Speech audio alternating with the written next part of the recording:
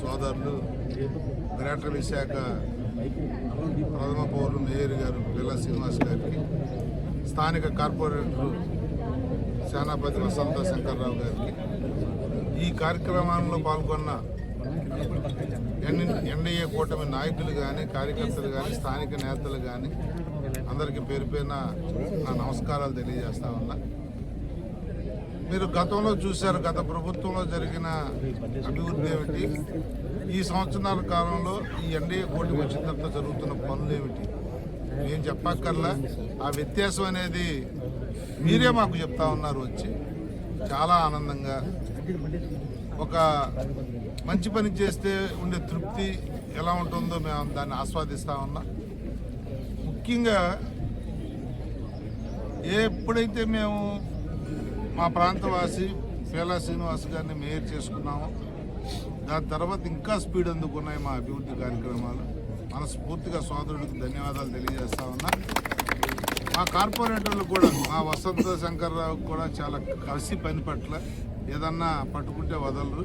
ఇలాంటి కార్పొరేటర్లు, ఇలాంటి మేయర్ దొరకటం అనేది చాలా అదృష్టంగా భావిస్తూ తప్పకుండా ప్రజలకు మేము మాటిస్తా ఉన్నాం. మీ ద్వారా ఈ ఎన్డీఏ కూటమి 5 సంవత్సరాల కాల పరిమితి అయ్యేలోపు ఏ వార్డుల్లో ఏ ఒక్క పని మిగిలిందనిపించుకోకుండా ఏదైతే మేము మాట ఇచ్చామో అన్ని చేసి మేము మనల్ని పొందే విధంగా పనిచేస్తామని నిరంతరం మీకు అందుబాటులో ఉంటూ కమిటెడ్గా పనిచేస్తా. చంద్రబాబు నాయుడు గారు ఆదేశాలు కానీ, పవన్ కళ్యాణ్ గారు ఆదేశాలు కానీ తూచా తప్పకుండా అభివృద్ధి ధ్యేయంగా మేమంతా కష్టపడతామని మాట్లాడుతున్నాం.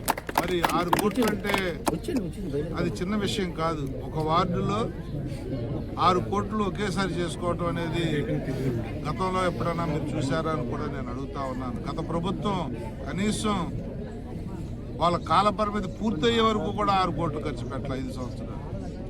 మరి మేము ఈ పాటికే 247 కోట్ల రూపాయలు మా వార్డుల్లో ఖర్చు పెట్టాం. అది ఈ ప్రభుత్వం యొక్క గొప్పతనం. మీ ఆశీర్వాదం ఉన్నంతకాలం ఇలాగే పనిచేస్తామని చెప్పి కూడా మీకు మాటిస్తూ సెలవు తీసుకుంటాం.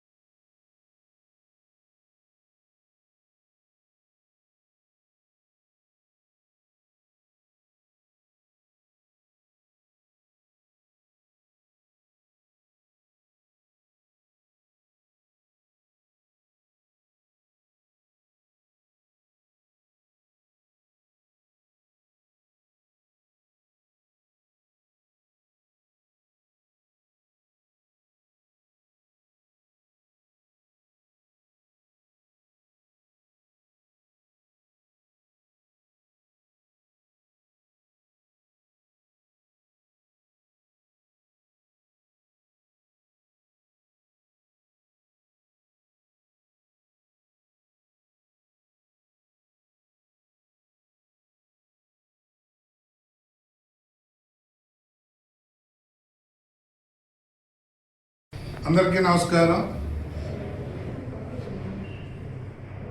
గత 4 రోజుల నుంచి అనేక సందర్భాల్లో మీతో మాట్లాడటం జరిగింది. నిన్ననే గౌరవ ముఖ్యమంత్రి నారా చంద్రబాబు నాయుడు గారు, ఉప ముఖ్యమంత్రి పవన్ కళ్యాణ్ గారు, రాష్ట్ర బీజేపీ అధ్యక్షులు మాధవ్ గారు, కొంతమంది మంత్రులు ప్రెస్ మీట్ పెట్టి సుదీర్ఘంగా మాట్లాడటం మనంతా విన్నాం. వారు మాట్లాడిన అంశాలు జోలికి పోదలుచుకోలేదు. ఎందుకంటే చాలా వివరంగా ముఖ్యమంత్రి ఉప ముఖ్యమంత్రి కూడా వివరణ, ఎందుకు అసలు ఈ కేసు ఏమిటి, దీని తాలూకా పూర్వపరాలు ఏంటి, కల్తీ నెయ్యి అనేది ఎలా జరిగింది, అసలు నెయ్యే లేకుండా లడ్డు తయారీ జరిగింది, అది ఏ నివేదికల ద్వారా వచ్చింది, సిట్ ఏమంది, సిబిఐ ఏమంది అని వివరంగా చెప్పడం జరిగింది.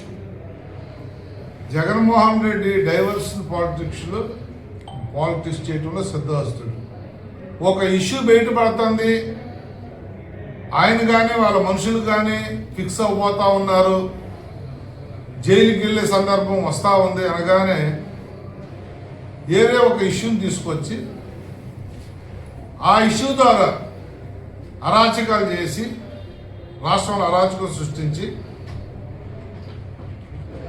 వీకెండ్ పొలిటీషియన్ ఆయన వీకెండ్ పొలిటీషియన్ లాగా ఊర్లోకి వారానికి ఒకసారి వచ్చి బెంగళూరు ప్యాలెస్ వదిలి వచ్చి వీళ్ళని పరామర్శించడం అనేది ఒక తంతుగా పెట్టుకుంది. పరామర్శ అని చెప్పి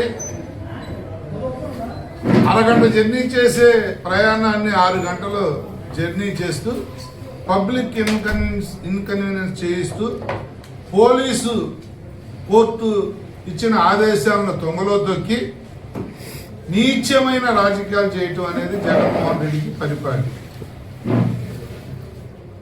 అయితే ఇక్కడ మా బాధల్లో ఏంటంటే, ఒక తప్పు చేసి ఎవరో నోటితో ఉచ్చరించడానికి కూడా, ఆ పదాలు పలకటానికి కూడా ఒప్పుకొని తిట్లు నువ్వు ముఖ్యమంత్రిని అంబటి రాంబాబు తిడితే, ఒక స్వతంత్ర సమరయోధుని పొగిడినట్టు ఇంటికి వెళ్ళి, ముందు మీడియాతో పొగిడావు, ఇంటికి వెళ్ళి కూడా ప్రెస్ మీట్ పెట్టి నీచాతి నీచంగా అంబటి రాంబాబు అనే వ్యక్తి అసలు తప్పే చేయలేదు, అంబటి రాంబాబు మాట్లాడిన దాంట్లో తప్పే ఉందని నువ్వు అన్నావు అంటే ఈ వ్యవస్థలో అసలు నువ్వు ఉండదగ్గ వ్యక్తి అని చెప్పి నేను అడుగుతున్నాను. అంత ఘోరంగా నీలో చిత్తశుద్ధి ఉన్న, నిజాయితీ ఉన్న, నీలో సమాజం పట్ల గౌరవం ఉన్న అంబటి రాంబాబు వాక్యాన్ని ముందు నువ్వు ఖండించాలి. 5 సంవత్సరాలు ముఖ్యమంత్రిగా చేశావు, బ్రహ్మాండంగా గొప్పలు చెప్పుకుంటూ బతికేస్తావు. మరి అంత నీచమైన భాషని మాట్లాడితే ఆ మనిషి మాట్లాడింది కరెక్ట్ కాదు అని ఒక మాట నీతో ప్రజలు అనిపించలేకపోయారంటే, నీకు ప్రజల పట్ల నీకున్న మక్కువ ఏమిటో, ప్రజల పట్ల నీకున్న గౌరవం ఏంటో మాకు మరోసారి తేటగలమైంది. పైగా అంబటి రాంబాబుని కాపు టైగర్ అన్నాడు. దేనికి కాపు టైగర్ అయ్యాడు అంబటి రాంబాబు అని చెప్పి నేను అడుగుతా ఉన్నా. అసలు ఏ విషయంలో కాపులకి అంబటి రాంబాబు ఏం చేసాడని కాపు టైగర్ అయ్యాడు? బూతులు తిట్టేందుకు టైగర్ అయ్యాడా? నువ్వు మాట్లాడాల్సిన మాటలన్నీ నువ్వు చెప్పినట్టుగా మాట్లాడుతున్నందుకు టైగర్ అయ్యాడా? కాపులు ఇలా మాట్లాడతారా అని చెప్పి మిగతా వాళ్ళు అనుకునే కాపులు పొరుగు తీసినందుకు కాపు టైగర్ అయ్యాడా?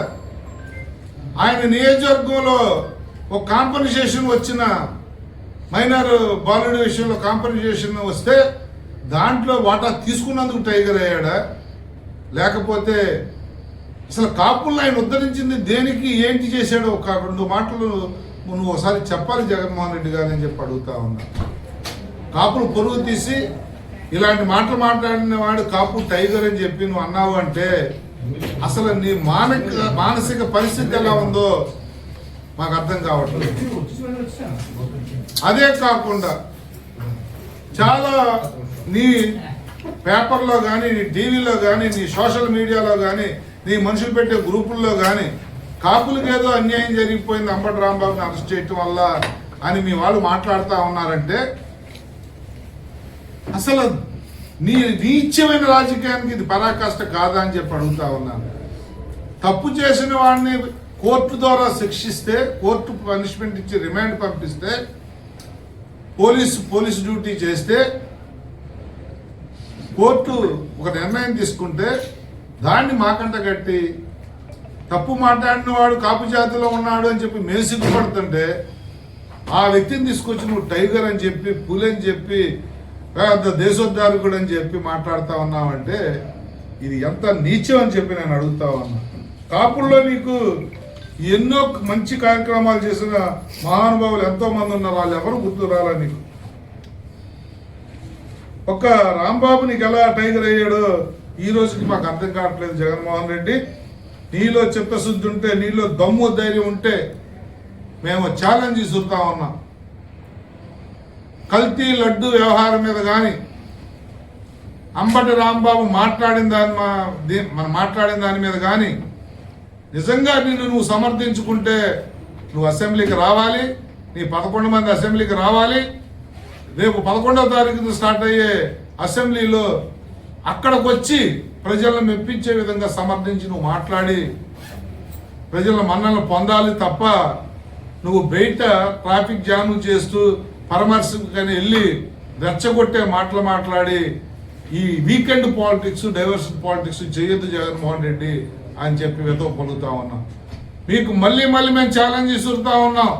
ప్రజావేదిక, ప్రజలు మనం నమ్మి గెలిపించిన అసెంబ్లీ ఉంది. ఆ అసెంబ్లీకి రేపు రోజు 11వ తారీఖు నాడు మీరు అందరూ వచ్చి నువ్వు మాట్లాడుతున్న సమర్థించుకుంటూ అసెంబ్లీలో నువ్వు మాట్లాడితే చక్కగా నీ నాలెడ్జ్ ఏమిటో, నీ అవగాహన ఏమిటో ఈ రాష్ట్ర ప్రజలు కూడా వింటారు. అంత పనికి మాలిన బూతులు తిట్టిన వాడు ఎలా కాపు జాతిపిత అవుతాడో, అలాగే ఇంత కల్తీ చేసిన, ఇంత అరాచకాలు చేసిన బాధాకరమైన విషయం ఏంటంటే అయోధ్యలో రామాలయానికి కూడా 1,00,000 లడ్డూలు ఇవే పంపించారు. అంటే ఇంత ఘోరాతి ఘోరమైన రాజకీయాలు చేస్తూ మొత్తం వచ్చిన డబ్బంతా నీ ప్యాలెస్కి ఎలా డైవర్ట్ అయిందో నివేదికలు చెబుతా ఉంటే ఇంకా బొకాయిస్తూ, ఇంకా సమర్థించుకుంటూ మాట్లాడటం అనేది తీవ్రంగా ఖండిస్తా ఉన్నాం. దయచేసి నీకు చేతులు జోడించి నమస్కరించి చెప్తున్నాం బాబు, ఇలాంటి జాతి పెద్దలు మాకొద్దు. ఇంత జాతి పెద్దల్లో భరించలేము కాపు జాతి. అలాంటి జాతి పెద్దలు ఎవరన్నా నీకు కావాలంటే నీ ఇంట్లో పెట్టి ఊరేది తప్ప కాపులు పొరుగు తీసే మాటలు మాట్లాడొద్దు అని చెప్పి ఏదో పలుకుతా ఉంటాం. పవన్ కళ్యాణ్ గారు పార్టీ ఎమ్మెల్యే మీద, జనసేన పార్టీ ఎమ్మెల్యే మీద, పార్టీ క్యాడర్ మీద తీవ్ర అసంతృప్తిలో ఉన్నారని మొన్న ఒక మీటింగ్లో ఆయన మధ్య అసంతృప్తి కారణం మీరు దాన్ని అందరూ మార్చేశారు.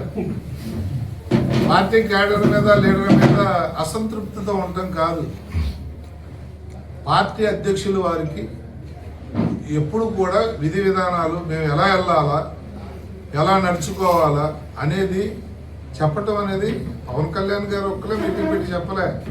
చంద్రబాబు నాయుడు గారు, ఇప్పుడు మనం మాట్లాడుకుంటున్న జగన్మోహన్ రెడ్డి గారు, కాంగ్రెస్ పార్టీ అందరూ కార్యకర్తల మీటింగ్, నాయకుల మీటింగ్ పెడతారు.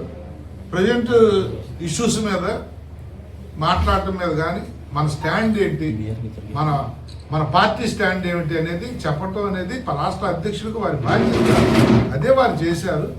దానిలో ముక్కుసూటిగా మాట్లాడే తత్వం, రాజకీయాలు చేసి పార్టీ కుటుంబ సభ్యులతో కూడా రాజకీయాలు చేసే నైజం పవన్ కళ్యాణ్ గారికి కాదు. కాబట్టి ముక్కుసూటిగా మీడియాతో మీరు టచ్లో ఉండాలి, మీడియాతో మాట్లాడాలి. మీకు ఒక అవకాశం పార్టీ, ఒక వేదిక మీకు ఇచ్చింది కాబట్టి మీరు మీడియాతో టచ్లో ఉండాలా, మీడియాతో మాట్లాడాలా, తప్పును తప్పని మాట్లాడాలా. ఎవరో మాట్లాడతారనుకుంటే ఏ ప్రాంతంలో ఒక ప్రాంతం నుంచి వాయిస్ రాకూడదు, రాష్ట్రంలో నలుమూల నుంచి కూడా పార్టీ వాయిస్ వెళ్ళాలని చెప్పి చెప్పడం దిశ నిర్దేశం చేయడం జరిగింది. దాని అర్థం మార్చేసి మీరు ఇంకేరియాగా అంటున్నారు, అది అపార్థం. పవన్ కళ్యాణ్ గారు అనేవాడు ఒక చిత్తశుద్ధి కలిగిన పొలిటీషియన్. జనసేన పార్టీ ఒక చిత్తశుద్ధి కలిగిన ప్రజలకి ఉపయోగపడటం కోసం పెట్టిన పార్టీ. అందుకని ఎవరన్నా ఏమరపాటుగా ఉంటే వారిని మోటివేట్ చేయడం పవన్ కళ్యాణ్ గారు చేసే కార్యక్రమం. అందులో భాగంగానే ఆ రోజు కార్యక్రమం జరిగింది.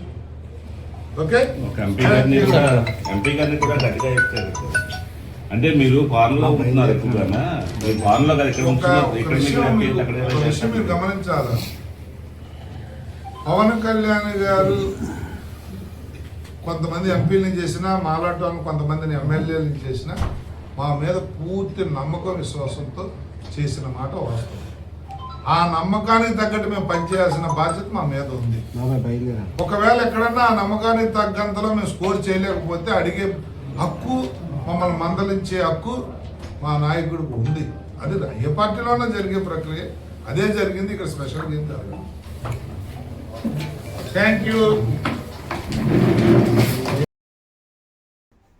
అందరికీ నమస్కారం. నా పేరు దోమకొండ అశోక్, జనసేన పార్టీ 7వ డివిజన్.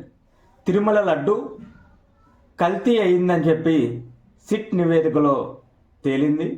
అలానే భారతదేశం మొత్తంలో ఉన్న హిందువులు ఎవరైతే ఆ లడ్డును తిన్నారో వారందరూ కూడా అందుట్లో కల్తీ జరిగిందని చెప్పి నిర్ధారణకు వచ్చారు. అయినా సరే జగన్మోహన్ రెడ్డి మరియు వైసీపీ నాయకులు ఇంకా అది కల్తీకి లోనవ్వలేదు అని చెప్పి దబాయించడమే జరుగుతుంది. ఈ వైసీపీ నాయకుల్ని ఒకటే డిమాండ్ చేస్తున్నాం మరియు హెచ్చరిస్తున్నాం. శ్రీవారి లడ్డూని కల్తీ చేయడం అనేది ఒక పాపంగా పరిగణిస్తున్నాం. అలానే హిందువుల మనోభావాల్ని దెబ్బతీయాలనే ఒక ఉద్దేశంతో శ్రీవారి సొమ్ముని దోచుకోవాలనే ఒక ఉద్దేశంతో మీరు చేసిన ఈ పనులను ఒక క్రిస్టియన్గా నేను దాన్ని తీవ్రంగా ఖండిస్తున్నాను. ఎందుకంటే భారతదేశం భిన్నత్వంలో ఏకత్వం కలిగిన దేశం, అనేక మతాల సమ్మేళనం మన భారతదేశం. దేశంలో ఎక్కడ లేని విధంగా మన ఆంధ్రప్రదేశ్లోనే ఈ చర్యకు మీరు పాల్పడడాన్ని తీవ్రంగా ఖండిస్తున్నాను. గతంలో చూస్తే జగన్మోహన్ రెడ్డి అధికారంలో ఉన్నప్పుడు శ్రీవారికి పట్టు వస్త్రాలు సమర్పించే రోజు కూడా సతీ సమేతంగా వెళ్ళి పట్టు వస్త్రాలు సమర్పిస్తారు. అలాంటిది జగన్మోహన్ రెడ్డి ఏ రోజు కూడా సతీ సమేతంగా వెళ్ళి పట్టు వస్త్రాలు సమర్పించలేదు. అనేక సందర్భాల్లో జగన్మోహన్ రెడ్డికి ప్రసాదం ఇస్తే దాన్ని తీసి పక్కన పడేయడం అనేక సందర్భాల్లో మనందరం కూడా చూసాం. భారతదేశంలో ఏ మతమైనా ఒకటే చెప్తుంది, మన మతాన్ని పూజించాలి, వేరే మతాన్ని గౌరవించాలని. కానీ ఈ జగన్మోహన్ రెడ్డి ఏ రోజు కూడా వేరే మతాన్ని గౌరవించిన దాఖలాలు లేవు. అలానే ఈ స్కామ్లో దగ్గర 250 కోట్లు మీ స్వార్థం కోసం ఆ సొమ్ముని దోచుకోవాలనే మీరు చేసిన ప్రయత్నాన్ని మేము తీవ్రంగా ఖండిస్తున్నాం. ఇకనైనా సరే జనసేన పార్టీ తరపున ఒకటే డిమాండ్ చేస్తున్నాం, మీరు తప్పు అయిపోయింది అని చెప్పి ఆ శ్రీవారికి మరియు ప్రజలకు కూడా క్షమాపణలు తెలియజేయవలసిందిగా మేము జనసేన పార్టీ తరపున డిమాండ్ చేస్తున్నాం. ఈ విషయాన్ని ఒక మతపరంగా కాకుండా శాంతి భద్రతల విషయంగాను, అలానే వేరే మతాన్ని మీద జరుగుతున్న దాడిగాను కూడా మేము జనసేన పార్టీ తరపున ఒక క్రిస్టియన్ సోదరుడిగా నేను పరిగణిస్తున్నాను.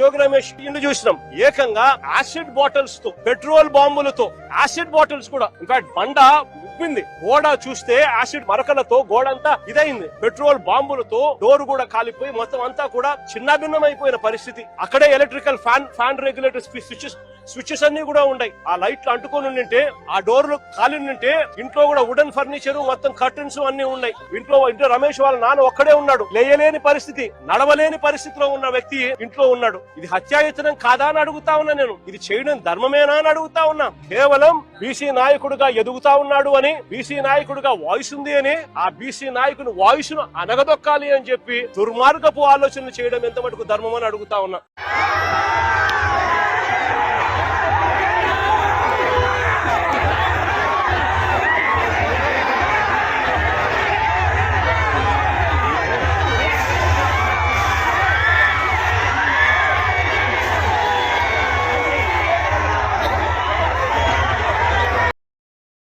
ఒక కార్మిక సంఘం అనేది కాదు, దేశంలో ఉన్న కేంద్ర కార్మిక సంఘాలు, అంటే దేశవ్యాప్తంగా ఆర్గనైజ్ చేసిన ఏదైతే కార్మిక సంఘాలు ఉన్నాయో దాదాపు 11 కార్మిక సంఘాలు ఉన్నాయి మన దేశంలో.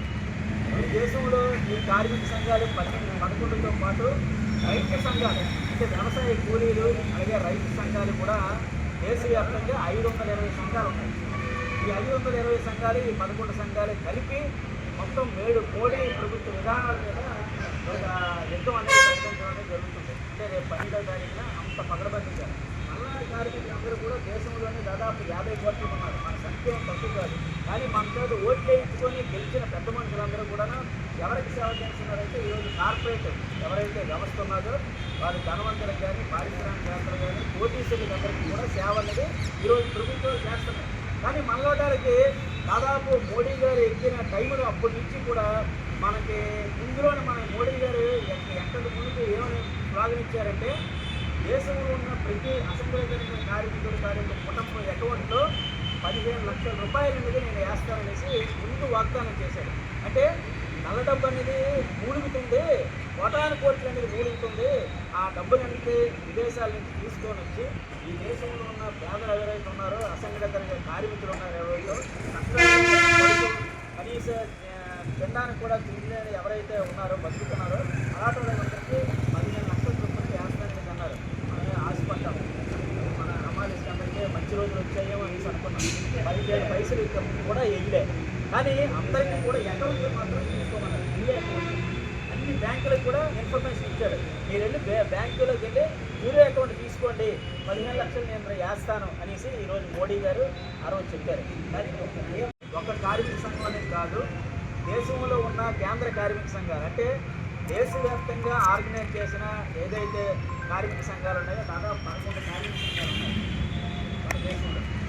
ఈ దేశంలో ఈ కార్మిక సంఘాలు 11తో పాటు రైతు సంఘాలు, అంటే వ్యవసాయ కూలీలు, అలాగే రైతు సంఘాలు కూడా దేశవ్యాప్తంగా 520 సంఘాలు ఉన్నాయి.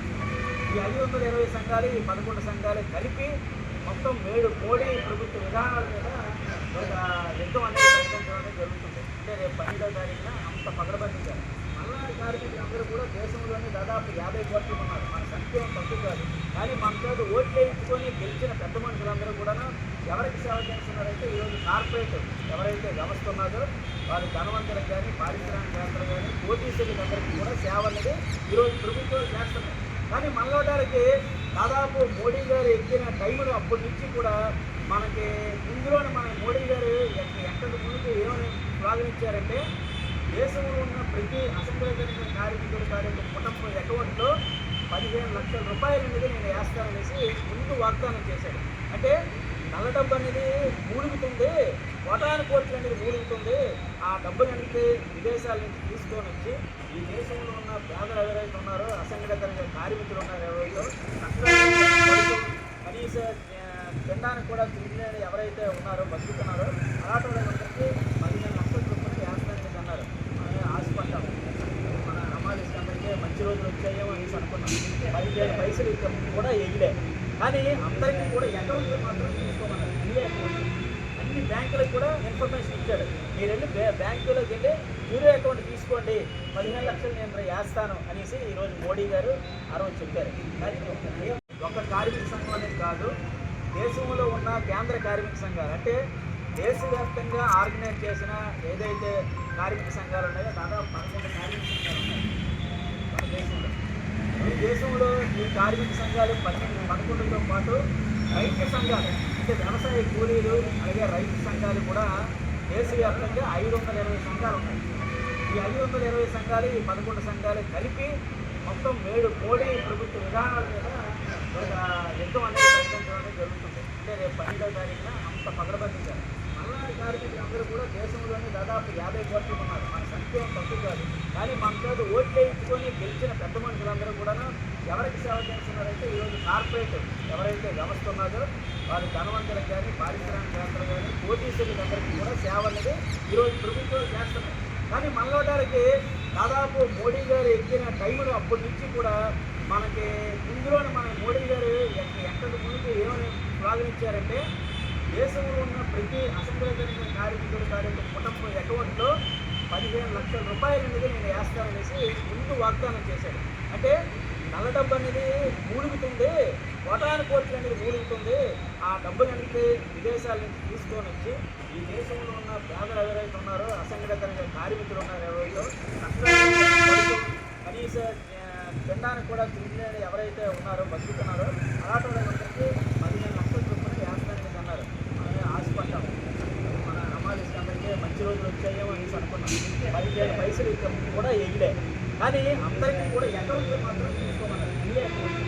అన్ని బ్యాంకులకు కూడా ఇన్ఫర్మేషన్ ఇచ్చాడు. మీరు వెళ్ళి బ్యాంకులోకి వెళ్ళి మీరే అకౌంట్ తీసుకోండి, 15 లక్షలు నేను వేస్తాను అనేసి ఈరోజు మోడీ గారు